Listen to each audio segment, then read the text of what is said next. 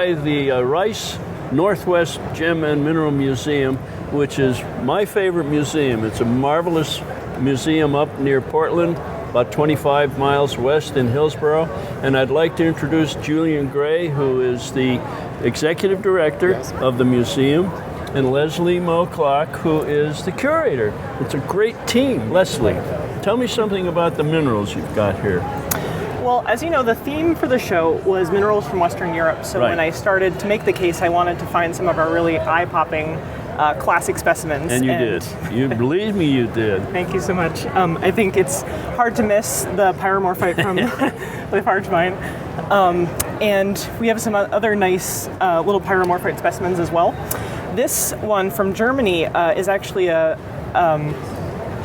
very classic specimen. There's a label on the back that you can't see that has a date of 1894. Wow. Unfortunately, I wasn't able to figure out whose collection it was in, but it's certainly been around the mineral collecting world for quite some time. Sure. Some of the other particularly exciting things in the case are the phosgenite in the back left corner over there. At one time, it was the largest known specimen in the world. There have been a couple that have been found that are maybe 1 or 2 centimeters bigger on either side, but it's still really a fine specimen. And that's just one of a small suite of phosgenites you have at the museum. Yes, we do have other crystals, but that one's the big daddy, so I thought I'd bring that one. That's marvelous. Thank you so much. And there are minerals in the case that are not from Western Europe, because what I realized is that some of our very fine Western European specimens were all lead minerals. And one of the things that I like to do, everybody likes to have a case theme, and I'm very focused on education, and we're a museum, and the museum is very focused on education. So I decided to fill out the display with other lead minerals from Western Europe and other localities, and to talk about lead, because people generally think of it as this sort of dull It has a metal. negative context. Exactly. They're worried about lead poisoning, and then you look at, say, the Red Cloud mine wolfenite, and maybe you start to reevaluate your ideas of what lead can do for you. So there's a little bit of information on the science of some of the crystal structures. Several of the specimen species in here are isostructural, and what I tried to do was take the very technical jargon of mineralogy that we are well versed in because we've studied it for many years, and try to put that in plain English so that any visitor on the street could try to understand it. And then I also added a little bit of historical information about lead mining and lead use throughout the ages. So I tried to give a little bit of something for everyone, some classic excellent mineral specimens, some science, some history, and put it all together for people to enjoy. Good.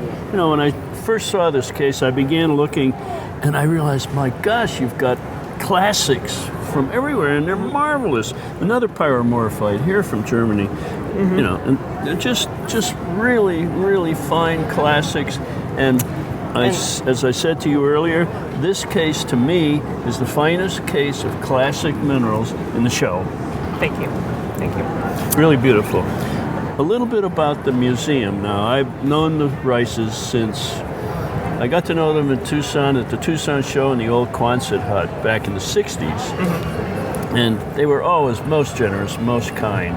And at that time, and until fairly recently, this was a privately funded, privately owned museum. It was in their home, a gorgeous setting among the trees. But now, with Julian as a director, they're moving more and more toward a more stable financial situation, and he can tell us a little bit about that. Yeah, this is an important period of transition for the museum, because what we're doing is we're going from the what started as a private collection in a private home, the Rices, and they were very passionate about their collecting hobby. And it was a hobby, but it was a very serious hobby, and it grew and grew and grew, and they allowed people into their home, and it eventually became institutionalized formally as a museum, established as a 501c3 not-for-profit museum in 1996. But what we're doing now is the museum is transitioning from the family-owned, family-controlled museum into now something that will be a museum for the ages, something that will be go on for generations to come. Good. And so we filed for the transition from from a private foundation to public charity.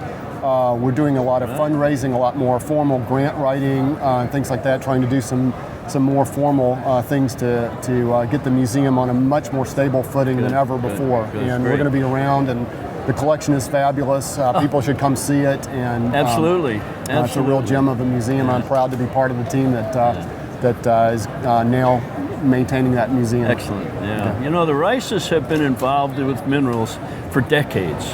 Helen Rice was one of the founders of the Northwest Federation of Mineral Societies, and she worked with Arthur Flagg from Arizona, who also was involved in that, and they were very much a part of the establishment of the American Federation of Mineralogical Societies.